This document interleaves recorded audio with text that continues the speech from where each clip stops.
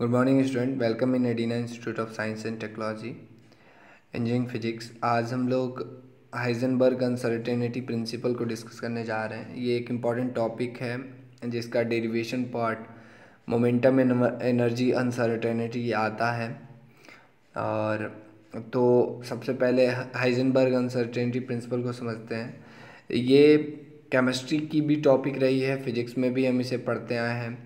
Chemistry में भी हम जब इलेक्ट्रॉन के बारे में बात करते हैं तो इलेक्ट्रॉन के मोमेंटम और पोजीशन जो कि ऑर्बिटल के अंदर उसकी एग्जैक्ट वैल्यू को फाइंड आउट करना एक ही समय में, ये अनसर्टेनिटी प्रिंसिपल कहलाता था।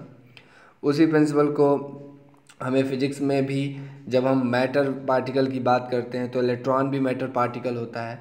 तो इस केस में हम अनसर्टेनिटी प्रिंसिपल पढ़ते हैं। अनसर्टेनिटी प्रिंसिपल का एक सबसे इम्पॉर्टेंट और सबसे बड़ा उपयोग एप्लीकेशन ये है कि जो जैसा कि हम जानते हैं इलेक्ट्रॉन न्यूक्लियस में नहीं होता, न्यूक्लियस के बाहर होता है।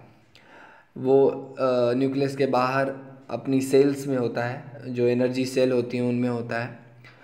तो अगर इलेक्ट्रॉन जबकि बीटा इमिशन होता है, बीटा डिके होता है, बीटा वेव रेडिएशंस निकलती हैं, तो उनकी एनर्जी का ऑर्डर 3 मेगा इलेक्ट्रॉन वोल्ट का होता है। जबकि अनसर्टेनिटी प्रिंसिपल से अगर हम इलेक्ट्रॉन के मोमेंटम और एनर्जी अनसर्टेनिटी को फाइंड करें तो उसकी एनर्जी की वैल्यू आती है 62 मेगा इलेक्ट्रॉन वोल्ट। दोनों में बहुत बड़ा मिसमैच है। यानी ये प्रूफ होता है कि इलेक्ट्रॉन जो है कभी भी न्यूक्लियस के अंदर नहीं होता।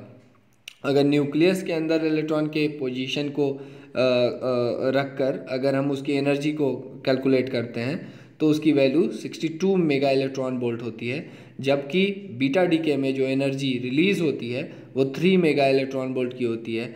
तो इन दोनों का मिसमैच ये बताता है कि इलेक्ट्रॉन न्यूक्लियस में नहीं होता बल्कि उसके सराउंडिंग में होता है। उसके सराउंडिंग में जो एनर्जी सेल्स होती हैं उसमें होता है। अनसर्टेनिटी प्रिंसिपल को हाइजेनबर्ग नाम के एक साइंटिस्ट ने प्रपोज किया था और उनके अकॉर्डिंग उन्होंने बताया था कि ये प्लैंक हाइपोथेसिस के बिहाफ पर उन्होंने बताया था इस बात को कि किसी भी मैटर पार्टिकल के मोमेंटम और उसकी पोजीशन, मोमेंटम और उसकी पोजीशन, यानी momentum means P denoted by P और पोजीशन जिसको कि एक्स डिस्प्लेसमेंट से हम बता सकते हैं, इन दोनों की वैल्यू एक ही टाइम पर, एक ही समय पर किसी भी पार्टिकल के लिए, किसी भी मैटर पार्टिकल के लिए इम्पॉसिबल है डिटरमाइन करना। तो हाइजेनबर्ग अनसर्टेनिटी प्रिंसिपल का मतलब है कि it is impossible to determine the position and momentum of any matter particle simultaneously. It means that the product of uncertainty of position and momentum is always greater than and equal to h upon 4 pi. h upon 4 pi, जहाँ h जैसा कि मैंने बताया कि Heisenberg uncertainty principle based है Planck constant, Planck hypothesis पर, तो यहाँ h प्लैंक कांस्टेंट है। अब जैसा कि जो मैथमेटिकली एक्सप्रेशन हाइजेनबर्ग का delta x into delta p is greater than equal to h upon 4 pi. अब जैसा मैं बता रहा था कि आपको पता है कि इलेक्ट्रॉन न्यूक्लियस के अंदर एग्जिस्ट नहीं करता।